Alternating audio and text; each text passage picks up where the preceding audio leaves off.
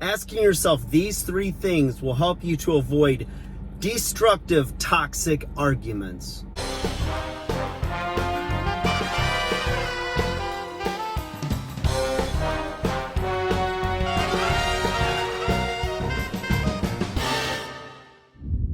Hey guys, welcome back to 5nothing100nothing.com. I am Fugget, standing for the fittest underdog guru using intelligent tactics. Guys, today I want to give you some tools for your toolbox, okay? I've got some get out of jail free cards, and you really need to hear this, okay? A good friend of mine who I've always admired, I consider him a mentor. I've worked with him for 21 years, gave me some pearls of wisdom among many he's given me over the years. And the reason I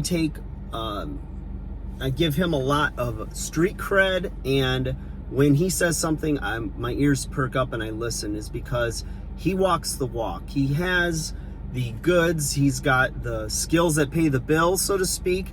He has a very healthy, happy marriage, and he tells me all the work he puts in, you know, the things that he does for self-improvement, self-reflection, and he's very calm, cool, calculated. And so when he gave me these 3 tips, they were like pearls of wisdom, and so of course I want to pass it on to you guys, all right, my little army. So everybody gets into those little spats, right? Whether it's with coworkers, in public, can be your boss, or could be your significant other, right? Or friends or family, of course. And the ones, you know, the saying, the ones closest to us are the ones that can hurt us the most, right? They know the buttons to push. You know, we've been vulnerable with them. They've seen us at our finest, and they've seen us at our worst. If they haven't seen you at your worst, you haven't given it enough time yet, because, my friend, that time is coming, okay? Or you're a liar. Maybe you're not being honest. Think about that. Food for thought. No judgment zone here, okay? So, check it out. 3 things that you need to ask yourself before you open that big trap of yours and say something that you're not going to be able to take back. And trust me, for future arguments, it will be referenced, okay? It will be time-stamped, categorized, and rehearsed over and over in their head, and you can avoid that, okay? Anything in the future, at least. The past is the past. Let's just let it go by. Let's learn from the past, but not repeat the same mistakes. Okay, 3 things to ask. Number 1, does this need to be addressed?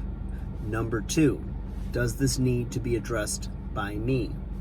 And number 3, does this need to be addressed by me now? Okay? So sometimes our partner is just complaining, right? And this is especially true in my experience with women that are just venting their feelings, right? They might have a problem and they're venting to you. And you look at it or internalize it as, oh, I'm the superhero, right? I'm her Superman. I will fix the problem, and she will have a big sigh of relief, call me her hero, and, you know, you ride off into the sunset happily ever after. The truth is, she's not always looking for your input. So you're sitting there solving her problem while she's explaining what the issue is. And she cuts you off. I didn't ask for your opinion. I just want you to listen. You internalize that as, she just wants to bitch to me. She's just wanting to complain. I give her a solution. I'm being logical. I'm the problem solver. But that's not what she wanted. She wanted to just be heard. If she asks you what you think, that is the open door gateway to then share what you're thinking, okay? So that's number 1. Number 2, does this need to be addressed by me? So you're basically assuming if you address it, right? And she hasn't asked you, like I said in the first question you ask yourself, you need to be sure that she's asking you, okay? She might just be complaining to you, venting to you. She might already have the solution in her mind, but she's just venting. If she asks you, then yes, it does need to be addressed by you. But hold your horses. Number 3, okay? This is the biggie. Wait for it. Drum roll. Steering wheel tap. Close enough. Does this need to be addressed by me now? Okay? So sometimes you ever sit there in the heat of the moment and you give a stupid answer. If you're like me, you've probably done it today. More often than you can count, okay?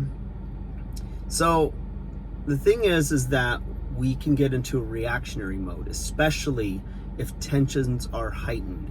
In an emergency situation, perhaps it does need to be addressed by you now, but more often than not, most things can wait a minute, okay?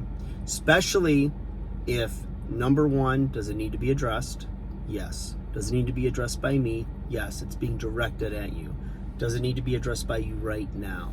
Sometimes it's best to take a little break. Tell your partner, you know what, honey, I really appreciate you sharing this with me. I know it's very important, and I want a little time to consider my answer, or I want to, thoughtfully consider. I want to think about it. And it shows that to her, it will display that you're not just going to throw some answer out there, and that what matters to her matters to you, and that you're going to take it into careful, thoughtful consideration. Big brownie points, but you got to mean it, okay? So think about it. You care about this person, you love this person, you want the best for them, and you want to give a careful, considerate answer, thoughtful answer, and you want to come back to it with her, and you want to figure out sometime in the near future, could be later that day, might be in 10 minutes, it might be in a couple of days, but don't just blow it off. Don't just say that to get her off your back for that moment, but you know what? Address it with her. As Billy Joel said, tell her about it. All right, guys, I'm gonna leave you with that. Leave a comment if you have any thoughts on this, or if you have any stories or any questions that you'd like to share and I can address here on this fine channel, on this fine day, in this fine big world we call life. I will talk to you guys later. Make sure to like, share, subscribe, share this content. Tell them, you need this. You've got problems, and I've got solutions. Talk to you soon.